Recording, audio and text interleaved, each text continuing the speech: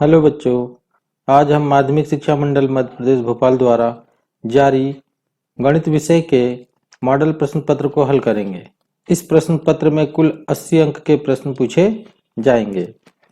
याद रखें, इस प्रश्न पत्र में कुल 23 प्रश्न है, जिसमें से 1 से 5 तक के वस्तुनिष्ठ प्रश्न है। 6 से लेकर के 23 तक के जो प्रश्न है ये लघुत्तरी और दीर्घोत्तरी प्रश्न दिए गए हैं। तो चलिए अब हम इस प्रश्न पत्र को सीधे हल करना प्रारंभ करते हैं। ये देखिए, पहला प्रश्न दिया है, सही विकल्प चुनिए। 4 और 9 का महत्तम समापवर्तक होगा।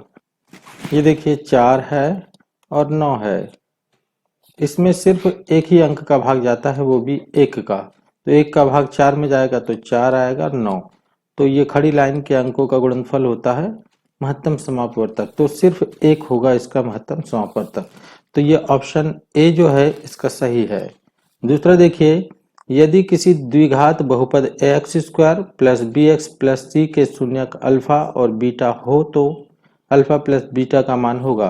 तो याद रखें, अल्फा प्लस बीटा अर्थात शून्यकों का योगफल होता है ऋण b बटे a। ये ऑप्शन सी सही है। अब ये तीसरा प्रश्न देखिए, रैखिक समीकरण युग्म a1x plus b1y plus c1 बराबर 0 तथा a2x plus b2y plus c2 बराबर 0 के कोई हल न होने की शर्त है। तो देखिए, याद रखें, कोई हल न होने की शर्त है ये बी ऑप्शन, a1 बटे a2 बराबर b1 बटे b2 बराबर नहीं है c1 बटे c2। ये जो रहता है a1 बटे a2 is not equal to b1 बटे b2, ये अद्वितीय हल का होता है। और a1 बटे a2 बराबर b1 बटे b2 बराबर c1 बटे c2, ये अनंतः अनेक हल का प्रतिबंध होता है, कोई हल ना होने की शर्त। तो ये बी ऑप्शन इसका सही है। अब ये चौथा प्रश्न देखिए, AP 4, 2, 0 और इन 2 में सारवंतर है। तो देखिए, सारवंतर बराबर से अगले पद में, कोई भी अगले पद में आप पिछले पद को घटा दीजिए, सारवंतर ज्ञात हो जाएगा। तो देखिए, हम ये 2 में से 4 को घटा देते हैं। तो 2 ऋण 4 घटेगा तो आएगा ऋण 2। तो ये हमारा सारवंतर होगा ऋण 2। ये बी ऑप्शन इसका सही है। अब हम इस पांचवें प्रश्न को देखते हैं। देखिए, पांचवा प्रश्न में दिया है, किसी त्रिभुज ABC में DE समांतर है BC, जहां AD बराबर से x, DB बराबर से x माइनस 2, AE बराबर से x प्लस 2 तथा EC बराबर से x माइनस 1 हो, तब x का मान होगा। तो इसको निकालने के लिए हमें हल करके देखना होगा। तो चलिए हम इसको हल कर लेते हैं। चलिए इस सवाल को हल करते हैं, देखते हैं। ये देखिए, हमारे पास त्रिभुज ABC दिया गया है, इसमें DE समांतर है BC के। तो ये DE जो है ये समांतर है इस भुजा BC के, जहां पे दिया है AD का मान दिया हमें x और ये DB का मान दिया है x ऋण 2। इसी प्रकार AE का मान दिया है x धन 2 और EC का मान दिया है x ऋण 1। अब हमें पूछा है कि x का मान बताइए। तो देखिए, थेल्स प्रमेय कहता है कि यदि किसी त्रिभुज में एक भुजा के समांतर रेखा खींची जाए तो वह रेखा अन्य 2 भुजाओं को समान अनुपात में विभाजित करती है। तो देखिए, DE समांतर है BC के, तो ये AD भुजा और AC भुजा को समान अनुपात में विभाजित करेगी। तो इसीलिए AD का अनुपात DB के साथ उतना ही होगा जितना AE का अनुपात EC के साथ होगा।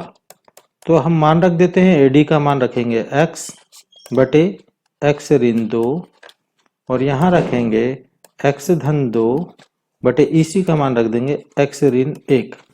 अब हम तिर्यक गुणा करेंगे तो x का गुणा होगा हमारा x ऋण 1 से, इधर x ऋण 2 का गुणा x धन 2 से हो जाएगा। अब हम कोष्टक को हल करते हैं। तो देखिए, x गुणित x स्क्वायर और x का गुणा ऋण 1 से होगा तो ऋण x हो जाएगा।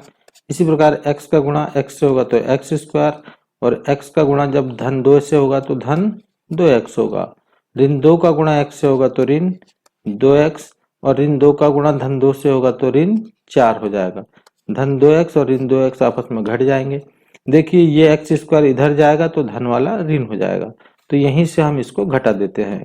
तो ऋण x बराबर से बचेगा ऋण 4, तो ऋण से ऋण कट जाएगा, हमारा x का मान निकलेगा 4। तो ये पांचवें प्रश्न का ये बी ऑप्शन जो है 4, ये सही है। अब आइए इस पांचवें प्रश्न पे देखिए, बिंदुओं a x1 y1 और b x2 y2 को मिलाने वाली रेखा के मध्य बिंदु के निर्देशांक होंगे। तो अब आप लोग याद रखें, मध्य बिंदु के निर्देशांक ज्ञात करने हेतु जो प्रयुक्त सूत्र है वो है x1 प्लस x2 बटे 2 और y1 प्लस y2 बटे 2। तो ये ऑप्शन ए इसका सही है। अब हम आते हैं प्रश्न नंबर 2 पे। देखिए, रिक्त स्थान भरिए। पहला प्रश्न देखिए, ये भाज्य बराबर से खालिस्तान गुणित भागफल धन शेषफल। तो भाज्य बराबर से भाजक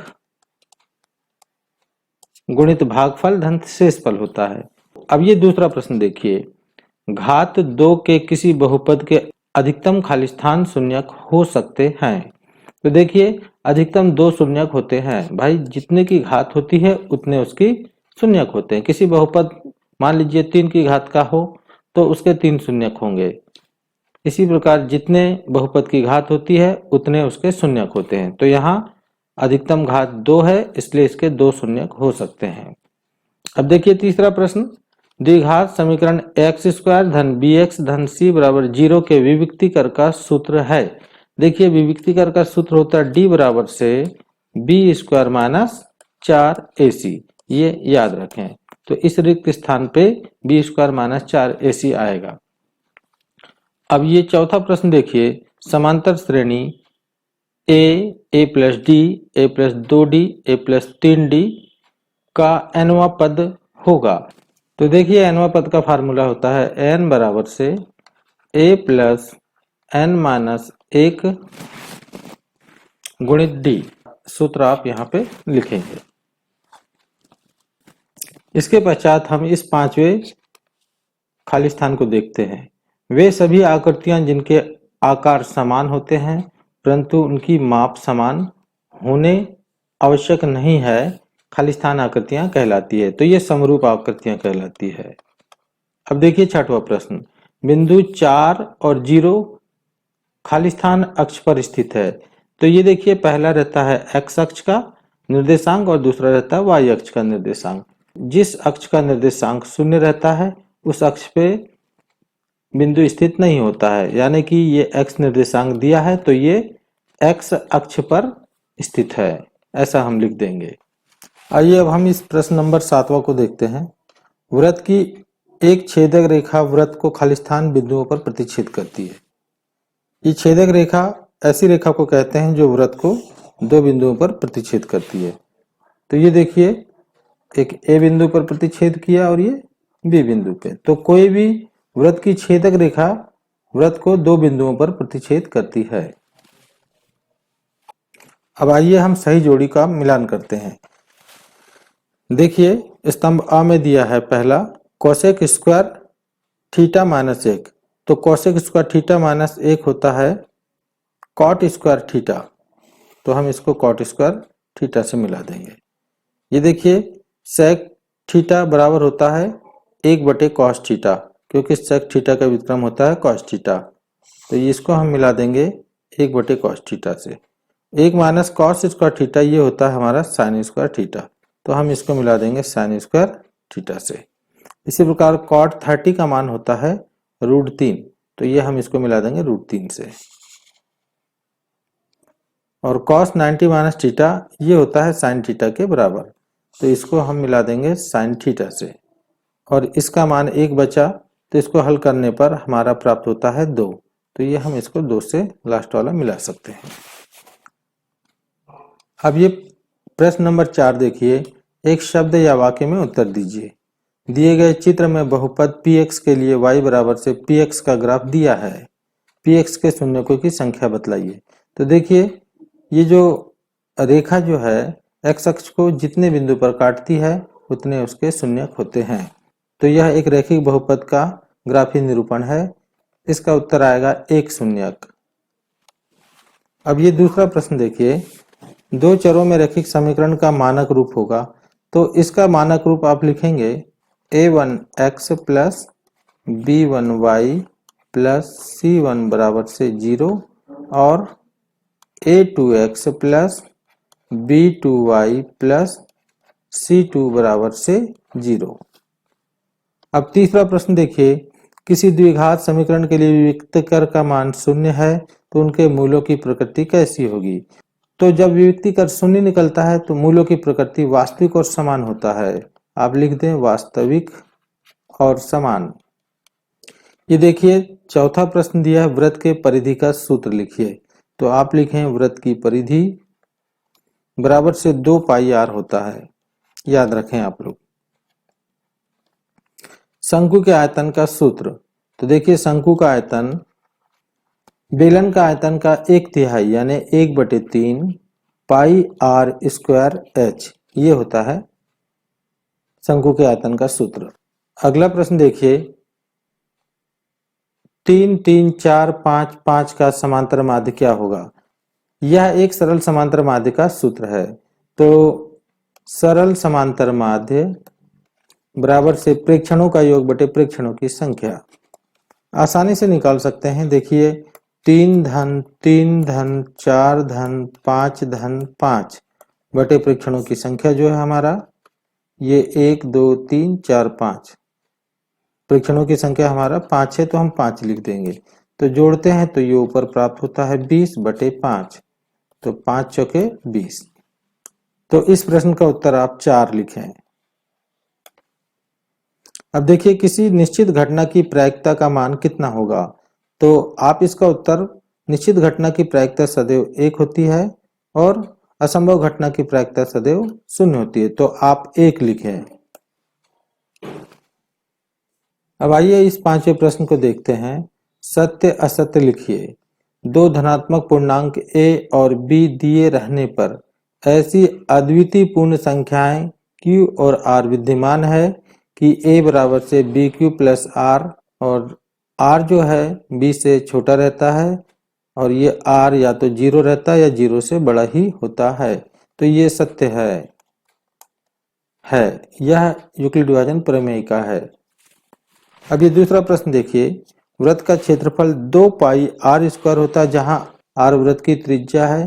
तो ये असत्य है क्योंकि वृत्त का क्षेत्रफल सिर्फ पाई आर स्क्वायर होता है। तीसरा देखिए, गोले के संपूर्ण पृष्ठ का सूत्र जो है ये 2 पाई आर स्क्वायर होता है जहां आर गोले की त्रिज्या है। ये भी असत्य है क्योंकि गोले के संपूर्ण पृष्ठ का सूत्र जो है 4 पाई आर स्क्वायर होता है। अब 5वां देखिए, किसी वृत्त की अनंत स्पर्श रेखाएं हो सकती है। तो ये भी सत्य है क्योंकि इस वृत्त के किसी भी वृत्त पे अनंत स्पर्श रेखाएं खींची जा सकती, जैसे एक यहाँ खींच दिए, एक यहाँ पे खींच दिए, एक यहाँ पे खींच दिए, तो हम किसी वृत्त पे अनंत स्पर्श रेखाएं खींच सकते हैं। अब आ जाइए 6वें प्रश्न पे, किसी घटना की प्रायिकता P है तो P जो होता है या तो 0 के बराबर या 0 से बड़ा होता है, परंतु 1 के बराबर या 1 से छोटा ही होता है। तो ये भी सत्य है हमारा, क्योंकि किसी भी घटना की प्रायिकता जो होती है 0 और 1 के बीच ही मौजूद होती है। निश्चित घटना की प्रायिकता 1 होती है और असंभव घटना की प्रायिकता 0 होती है। तो प्रायिकता सदैव 0 और 1 के बीच ही मौजूद रहता है। तो इस प्रकार से हमारे जो ऑब्जेक्टिव के प्रश्न है वो पूर्ण हो गए। अब हम 2 नंबर के प्रश्न को हल करते हैं। ये 6वां सवाल देखिए दिया है, एक मिठाई विक्रेता के पास 420 काजू की बर्फियां और 130 बादाम की बर्फियां हैं। इनकी ऐसी ढेरियां बनाना चाहती है कि प्रत्येक ढेरी में बर्फियों की संख्या समान रहे तथा ये ढेरियां बर्फी की परात में न्यूनतम स्थान घेरे। इस काम के लिए प्रत्येक ढेरी में कितनी बर्फियां रखी जा सकती है। आइए अब हम इस 6वें सवाल को हल करते हैं। देखिए हम लिखेंगे, यह ज्ञात करने के लिए हम 420 और 130 का एचसीएफ ज्ञात करेंगे। तो अब यहाँ हम एचसीएफ ज्ञात करते हैं। देखिए यहाँ 420 ये बड़ा है 130 से, तो 420 में हम भाग देंगे 130 का, तो ये 3 बार भाग चला जाएगा। तो 3 शून्य शून्य, 3 तिया 9 और 3 एकम 3, 390 बार गया। अब हम घटाएंगे इसको तो हमारे पास 30 बचेगा। तो यहाँ पे लिखेंगे यूक्लिड विभाजन एल्गोरिथम से। अब हम पहला एल्गोरिथम लिखेंगे, भाज्य बराबर से भाजक गुणित भागफल धन शेषफल, 130 गुणित 3 धन 30। अब यहाँ हम देखेंगे r is not equal to 0 है, तो ये क्रिया को फिर दोहरा दिया जाएगा और अब इस शेषफल को नया भाजक बना देंगे और पुराने भाजक को भाज्य बना देंगे। अगर आपको अच्छे से समझना है तो प्रश्न बैंक के अध्याय 1 के प्रश्न में आप और अच्छे से जाकर समझ सकते हैं। देखिए, इसको हम भाग देंगे तो ये हमारा 4 बार भाग चला जाएगा। तो 4 शून्य शून्य, 4 तिया 12। घटाएंगे तो यहाँ बचेगा हमारा 10। दूसरा एल्गोरिथम लिखेंगे, 130 बराबर से 30 गुणित 4 धन 10। पुनः r 0 के बराबर न होने के कारण ये क्रिया को हम दोहरा देंगे। तो इस शेषफल को हम नया भाजक बना लेंगे और पुराने भाजक को हम भाज्य बना लेंगे। तो 10 तिया 30। तो देखिए अब शेषफल हमारा आ गया 0। अब हम तीसरा एल्गोरिथम लिखेंगे, 30 बराबर से 10 गुणित 3 धन 0। तो यहाँ शेषफल आ गया 0। जहाँ शेषफल 0 आ जाता है वहाँ पे प्रक्रिया रोक दी जाती है और स्टेटमेंट लिख देते हैं कि यहाँ शेषफल 0 है और इस स्थिति में भाजक 10 है। अतः HCF 420 और 130 ये बराबर से हम लिख देंगे 10। अब हम उत्तर लिख देंगे, प्रत्येक ढेरी में बर्फियों की संख्या बराबर से 10 लिखेंगे। ये हमारा हैगा उत्तर। अब देखिए इसका अथवा का सवाल, दर्शाइए कि प्रत्येक धनात्मक सम पूर्णांक 2q के रूप का तथा प्रत्येक विषम धनात्मक पूर्णांक 2q प्लस 1 के रूप का होता है जहां q कोई पूर्णांक है। अब आइए सवाल को देखते हैं। माना a कोई धनात्मक पूर्णांक है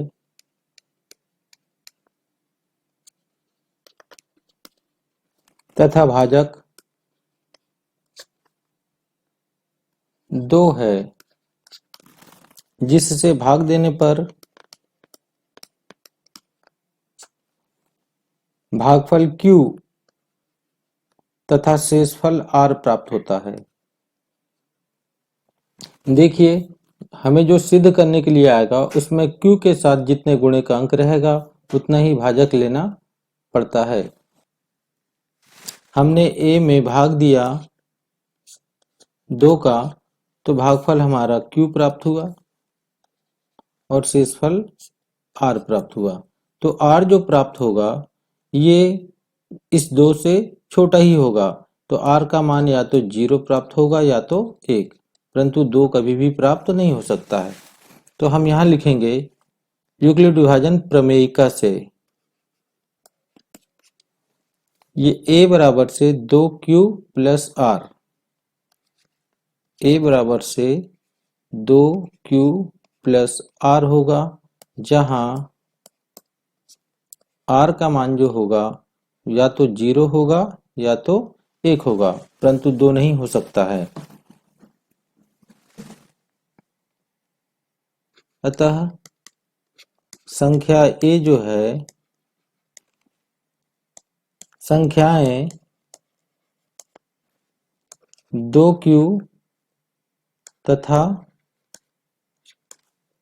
2q प्लस 1 के रूप का होगा। ऐसा इसलिए, ये देखिए a का मान है हमारे पास 2q प्लस r, तो मान लीजिए r का मान 0 आता है, तो इस स्थिति में a का मान होगा 2q प्लस 0 यानी 2q। और यदि शेषफल 1 आ जाए तब देखिए a बराबर से 2q प्लस 1 होगा। तो संख्याएं सिर्फ 2q या 2q प्लस 1 के रूप का ही हो सकता है। अब देखिए यहाँ संख्या 2q जो है इसका एक अभाज्य गुणनखंड 2 है, यानी कि ये संख्या 2 से विभाजित हो जाएगी, इसलिए ये सम संख्या होगी। संख्याएं या तो सम होती है या विषम होती है। तो यदि 2q एक सम संख्या है तो 2q प्लस 1 विषम संख्या होगी।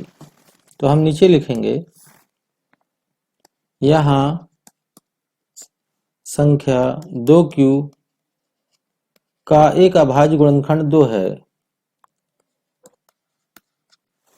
अर्थात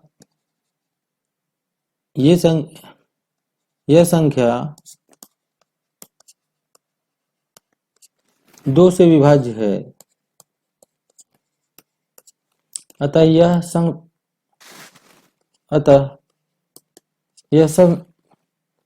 सम संख्या होगी। क्योंकि संख्याएं या तो सम होती है या विषम होती है, इसलिए 2q प्लस 1 विषम संख्या होगी।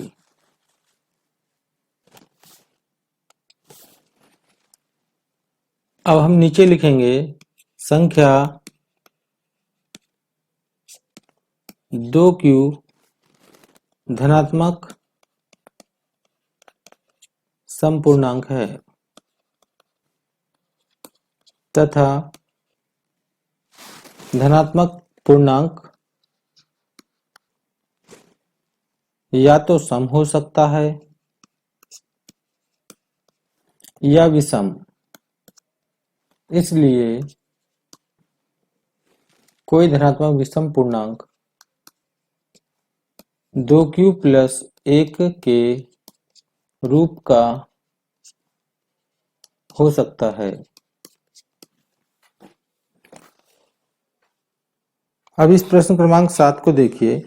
द्विघात बहुपद x स्क्वायर धन 5x धन 6 के शून्य ज्ञात कीजिए। तो हम लिखेंगे हल x स्क्वायर धन 5x धन 6 इसके शून्यक हमें ज्ञात करनी है। तो इसको सबसे पहले हम व्यापक बहुपद से इसकी तुलना करते हैं। तो व्यापक बहुपद होता है x square plus b x plus c. तो a का मान जो है हमारे पास है 1, b का मान है 5 और c का मान है 6। इसको हल करने के लिए हम एक ट्रिक्स अपनाते हैं। देखिए b बराबर से ac, तो b के स्थान पे हम b का मान रखेंगे और a के स्थान पे a का मान और c के स्थान पे c का मान रखेंगे। तो 5 बराबर से 6। ध्यान रखें ये कोई सूत्र नहीं है बल्कि एक ट्रिक्स मात्र है। अब देखिए इस b को ऐसे दो भागों में तोड़ा जाता है कि जो राशि टूटेगी उनको आपस में जोड़े तो b के मान के ही बराबर प्राप्त हो। अर्थात 5 को ऐसे दो खंडों में आप विभक्त कीजिए जिसका योगफल 5 ही हो, परंतु उन दोनों का गुणनफल AC के गुणनफल अर्थात 6 के बराबर हो। तो देखिए किस किस का गुणा 6 होता है। तो 3 दूनी 6 और 6 एकम 6 होता है। तो इनमें से जो है 3 और 2 एक गुणनखंड है जिसमें इसको तोड़ा जा सकता है, क्योंकि 3 और 2 का गुणा करने पर हमें 6 प्राप्त होता है। तो इस 5 को हम लिख देंगे 3 धन 2। देखिए इन दोनों को जोड़ता हूं तो 5 ही प्राप्त होगा और इन दोनों का गुणा करते हैं तो हमें 6 प्राप्त हो जाता है। तो इससे हमें ये समझ में आ जाता है, यानी ये धन 5x को हमें 3x में तोड़ना होगा और 2x में तोड़ना होगा। ये देखिए x स्क्वायर और इस 5x को हमने तोड़ा 3x और धन 2x में, क्योंकि इन दोनों को जोड़ेंगे तो 5x ही होगा और अंत में है 6। अब इसके पश्चात हम पदों को 2-2 के समूह में लिख देंगे। तो देखिए x स्क्वायर धन 3x को एक समूह में लिखेंगे और ये अंत के दो पद जो है 2x धन 6 को दूसरे समूह में लिख देंगे। इसके पश्चात हमारा काम ये रहता है कि इन दोनों पदों से कॉमन लिया जाता है। तो इन दोनों पदों में सिर्फ x कॉमन है तो हम x कॉमन ले लेते हैं। x स्क्वायर होने कारण एक x बचेगा और यहाँ धन 3 बचेगा। ठीक इसी प्रकार आप देखते हैं तो इन दोनों में 2 कॉमन है, क्योंकि 3 दूनी 6 होता है, तो 2 इसमें भी है और 2 इसमें भी है। आप 2 कॉमन ले लीजिए तो यहाँ पे बचेगा x और यहाँ से बचेगा हमारा 3।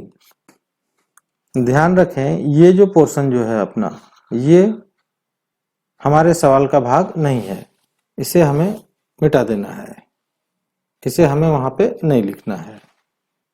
अब ध्यान दीजिए, इन दोनों पद में x धन 3 मौजूद है, तो x धन 3 को हम दोनों पद से कॉमन ले लेंगे, तो यहां से बचेगा सिर्फ x और यहां से धन 2 बचेगा। यहां हमारा गुणनखंड निकल गया। अब हम स्टेटमेंट लिखेंगे, बहुपद x स्क्वायर धन 5x धन 6 का मान शून्य होगा जब ये पहले कोष्टक के बराबर 0, तो x धन 3 बराबर से 0, तो x बराबर से इस 3 का पक्षांतर दाहिनी ओर करेंगे तो धन 3 उठ के जाएगा तो ऋण 3 हो जाएगा, तो x बराबर से ऋण 3, ये पहला शून्यक हमारा निकला। तथा या दूसरा शून्यक ये दूसरे कोष्टक के बराबर 0 ले लेते हैं तब निकल जाएगा, तो देखिए x प्लस 2 बराबर से 0, यानी x बराबर से 0 ऋण 2, तो x बराबर से ऋण 2, अतः शून्यक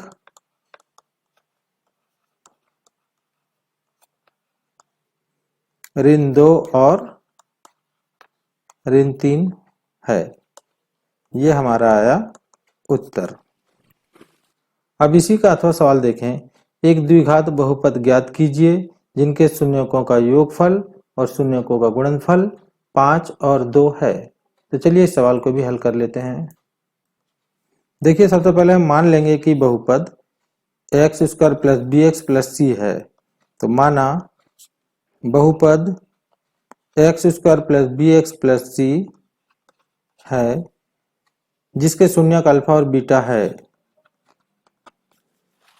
अब हम लिखेंगे शून्यकों का योगफल, ये होता है अल्फा प्लस बीटा, और इसके बराबर हमारा दिया गया है 5, और बटे कुछ नहीं तो हम 1 लिख सकते हैं।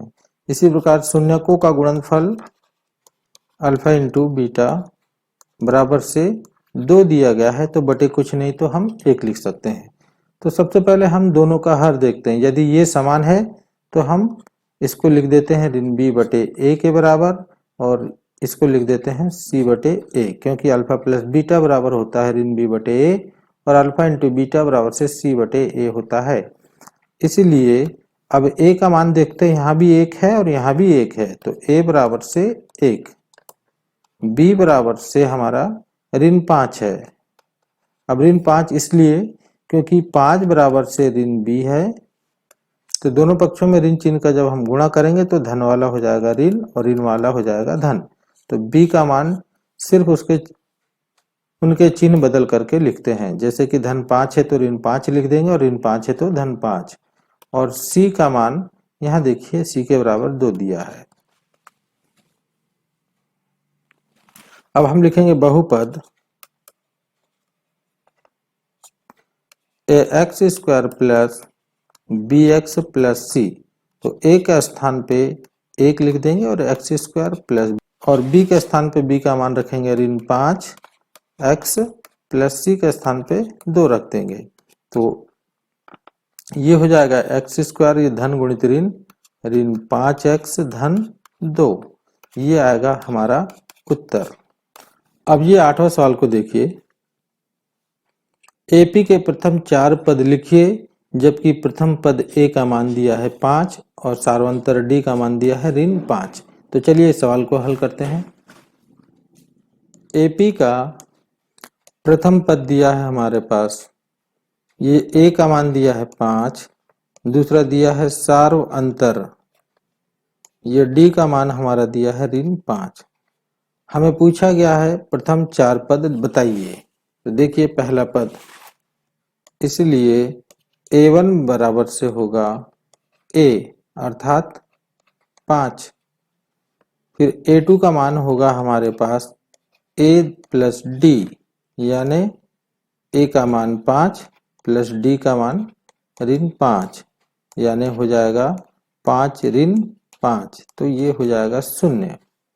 फिर देखिए तीसरा पद A3 बराबर से A प्लस 2D, तो देखिए A का मान हम रखेंगे 5 प्लस 2 गुणित D के जगह पे रख देंगे ऋण 5, तो ये हो जाएगा 5, ये 5 दूनी ऋण 10। ऋण 10 में से धन 5 घटेगा तो ऋण 5 बचेगा। ठीक इसी प्रकार चौथा पद देखते हैं, A4 बराबर से A प्लस 3D, तो A के स्थान पे 5 रख देंगे और यहाँ पे 3 और D के स्थान पे ऋण 5 रखेंगे। तो 5 धन गुणित ऋण, ऋण 5 तिया 15। यहाँ ऋण 15 में से धन 5 घटेगा तो बचेगा ऋण 10। हम उत्तर लिखेंगे, AP का प्रथम 4 पद, ये हो गया हमारा 5, 0, ऋण 5, ऋण 10, ये आएगा आपका उत्तर। अब ये अथवा सवाल को देखिए, AP 2, ऋण 2, ऋण 6, ऋण 10 के अगले 4 पद लिखिए। तो देखिए इसका हल, AP 2, ऋण 2, ऋण 6, ऋण 10 का हम सार्वंतर निकाल लेते हैं। तो सार्व अंतर D बराबर से A2 माइनस A1, यानी अगले पद माइनस पिछले पद। तो देखिए ऋण 2 में से 2 घट जाएगा तो ऋण 4 बचेगा।